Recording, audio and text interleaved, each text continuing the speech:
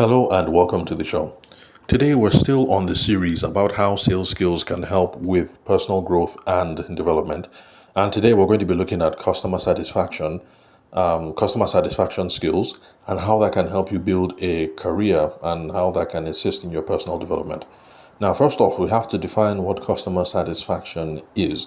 Of course, that's hard to define, but from a traditional sales and business development perspective, there are two elements that we should be looking at when we're trying to figure out the customer satisfaction equation. So, the first thing we're going to look at is the customer happy? And the second thing we're going to be looking at is, was the brand promise of the product or the service achieved, or was it met? Now, is the customer happy? That is the much more subjective part of the equation. It's the feel good equation. We're trying to figure out if the customer had pleasant experiences, if they had a pleasant user experience. And these sorts of things are easy to tell. You're able to pick up on the feel good vibes if you're having a conversation with someone over the phone or you're having a conversation with someone in person.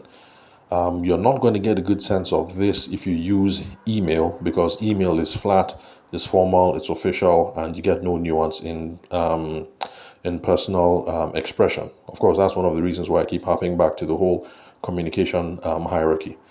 Now, about the brand promise, if the brand promise of the product or service was met, sometimes it can be a much more objective thing to filter through, depending on the product or the service that we're looking at. Now, if you remember, when I started off this current season, the example that I came up with was for the father of a bride who goes to the market because he wants to buy a cow for the wedding, and whether he's looking at local cows or imported Buzu cows from South Africa. Now, for those of you who've been listening to the last 4 or 5 episodes, you know what it is that I'm talking about. If this is your first time of listening to the episode, then when you're done listening with this, then skip back until you get to the first episode in this current narrative arc and you get caught up to speed. So now in this case, where the father of the bride bought the cow, or I think option 2 that we came up with was 7 goats. So whether he buys 1 cow or 7 goats, if you call him back for the customer satisfaction conversation, whether the brand promise was achieved is a relatively straightforward affair. So was it able to serve the crowd or not? So that's the conversation basically that one would be having. So in this case, it's a lot easier to figure out. And if you're an architect, because I think we also came with an architect example, then part of the promise being met conversation would be whether the building was able to be erected within the budgetary scope that you guys planned for. So do people love the design? That is the happiness part of it. And then was it able to be built within cost? Those would be some of the elements that would be the brand, would be the part of the brand promise, whether that was met. So as you can see, this part of it is kind of hazy, but it is something that we can figure out quite easily by having conversations with people, having frank conversations. When I say frank, I mean open, honest conversations, then open-ended conversations, and other focused conversations, and question-led conversations. Now, again, for those of you who been listening for a while, you know what this means. If this is your first time listening to the show, basically when I say frank, I mean honest. When I say open-ended, I mean the conversation doesn't have, you have a fair idea of what the agenda is, but you're keeping it nice and loose so that the conversation can flow to the left or flow to the right, depending on where the customer or potential client is heading and the kinds of things that you need to learn. Now, when I say the conversation has to be other focused, what I mean is that you should be focusing more on the other person, their own opinion, their own feedback, their own thoughts, their own opinions. And because of that, it has to be question led. You can't come in making statements. You have to come in and start asking the person questions. And the typical questions that I advocate that are the easiest to remember at this stage are the W questions: who, what, when, why, how. Okay, how is not a W question, but you get the point. Now, I'm going to refer to something that I mentioned in the previous podcasts. That's the hierarchy of communications, and I'm going to bring it up again because we're talking about having conversations with people. We're talking about having frank, open-ended, other-focused, and question-led communications. So how should we handle those communications? And that's where the hierarchy of communications come in. And okay, well, for those of you who've been listening from the get, you know that for me, number one on the hierarchy is face to face. Now, the reason why face to face communications are the best, if you can manage that, is because in face to face communications, where I'm over at the client's house, the client is in your office, you guys are at the studio, you guys are at the field, you guys are at the site, you get the whole picture, or you guys are sitting across the table, you have more elements of communication there. You're going to be able to pick up on verbal cues, body language, tone. There's going to be room for nuance in expression. You know, did she say that smiling? Did she say it with a blank face? Did he say it with an eyebrow raised? Did he say it as he was biting on his biro? I mean, you never know. You can pick up all kinds of things. You can pick up enthusiasm, lack of enthusiasm, disinterest, anger. Yes, you can pick up anger, especially anger of the passive aggressive sort, where somebody might be saying the right things, but you can see that they're using passive aggressive language, body language, and so maybe there's something that they haven't said. So that's why face to face is the best, because you're going to be able to get the fullest range of communications possible. Now, the second is over the phone. This is the second most communicative because body language is lost. You can't see what's going on, but you can pick up on tone and you can pick up on some elements of nuance. It's hard to describe, but you actually can hear a smile over the phone. And sometimes you can hear when somebody is pissed off over the phone, even though you're not looking at them. So this is the reason why our phone is best. Now, video. I guess some people would say video should be better because for video you're getting both the visual and you're getting both the auditory, the sound, the auditory cues. Well, for now, it's not there yet because not everybody is comfortable on video, because some people show up on video and get kind of stilted when they're self-conscious.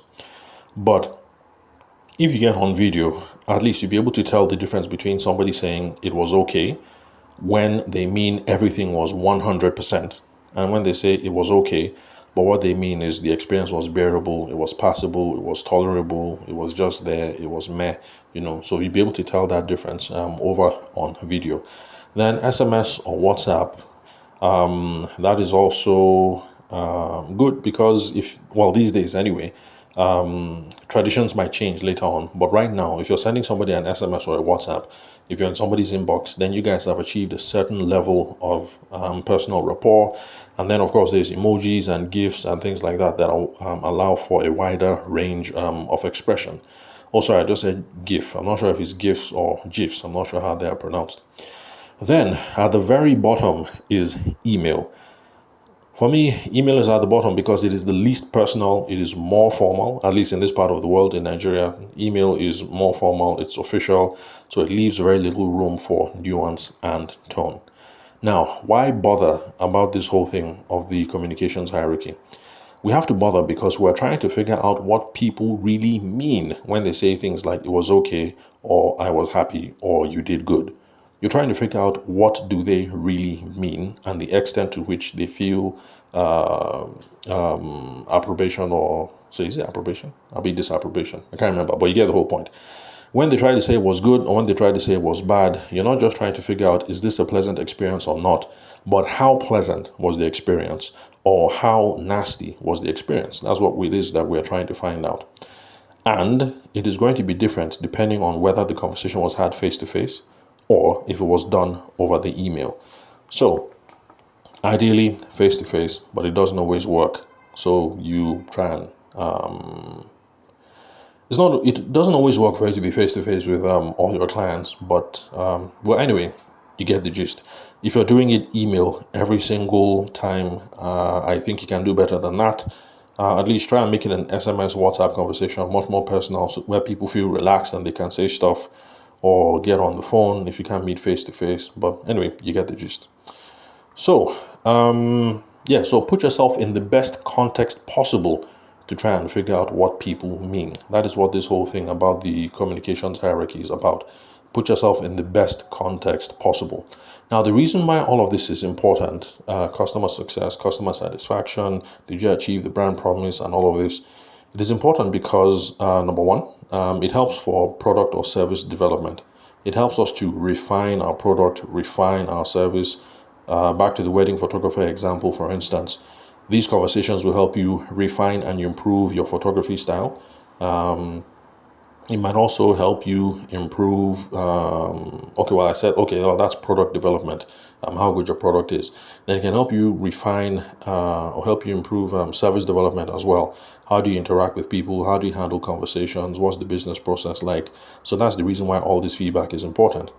Then all this also helps you to identify your ICP. That's your ideal customer profile, your ideal customer avatar, the people that you work best with, your most satisfied customers, people that you should be spending the most time with. It helps you to refine that, because from all these conversations, you might start getting a picture in your head that as an architect, when I'm working with people aged 60 and older from the southern part of the country and who are high net worth individuals, it's a pleasant experience or it's a bad experience. But then if I'm working with younger people, younger millennials between the age of 30 to 40 or whatever, I trust you guys get the point. From having these conversations, you start seeing patterns arise. And when I'm talking with this kind of people, this is what I'm hearing. When I'm talking with those kinds of people, that is what I'm hearing. So perhaps I should be chasing category of people. I should be chasing people in groups B, C, D instead of groups of people in E, F, and G. Now, how do all these skills? Sorry, one moment. Okay. Notification was coming in. I had to mute that. Okay, so how do all these skills help with your career development? These kinds of skills, trying to figure out if people are happy or not, are people satisfied, were you guys on point, were you on goal? It's important because at the office, you need to figure out which initiatives were successful or which initiatives were on target. It's the same with the church activities. The church department has a program, they're working on this, they're working on that. And you need to figure out what was successful, what was on point, what was a near miss, what could you have done better. It's the same with the village community activities, when you travel home from the village in December. And it's the same when you guys have the political caucus meetings. You're trying to be able to figure out if the stakeholders in the office or the stakeholders in the village or in the church or in the political caucus, you're trying to figure out, was everybody happy? You're trying to figure out, did we deliver on the promise of the meeting, the promise of the program, the promise of the event, the promise of the of the project? So how are we going to be able to figure it out? We're going to do so using all the principles that we've spoken about so far. First off, we have to talk to all the stakeholders involved. The conversations have to be frank. They have to be open-ended. You have to follow people wherever they're willing to say, to talk, because you might think that this aspect of the program or that aspect of the agenda was not a problem. But if the person that you're talking to thinks that it was a problem, then follow the conversation in an open and frank manner and try and see which way the conversation leads. So open-ended conversations focused on them, the person that you're talking to, and then it has to be question-led. Also, bear in mind the communications hierarchy and principles that we have discussed. So in fact, if you're talking to the political caucus members, I would say that you should do everything possible to make sure the meeting is face-to-face.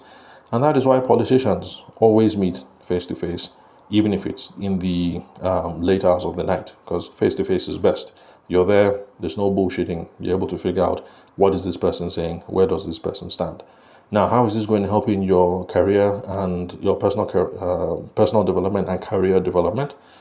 It's going to help because it will help you to become a person of influence, and it will help you build a better reputation. And of course, you're demonstrating your credibility and your competence, so that when you're ready to advance your career or to advance your sphere of influence, you should be able to do so relatively easy or easier than if you were not to do anything at all. If you're just to remain an ordinary member of the house who does nothing, who just attends the meetings and sits down and eats the small chops and takes the Fanta and then stands up and then leaves. So that's all for today. I wanted to make sure that we come in under 15 minutes. So remember to connect with me on WhatsApp. The phone number is 080-6466-2140. The country code is +234 if you are reaching me from outside Nigeria. Also, connect with me on LinkedIn. My name is Tavishima Ayede. I'm the host of the show. You can confirm the spelling of my name and the email address from the link where you're currently listening to this episode. Thank you very much for your time and attention. I'll catch you guys at the next episode.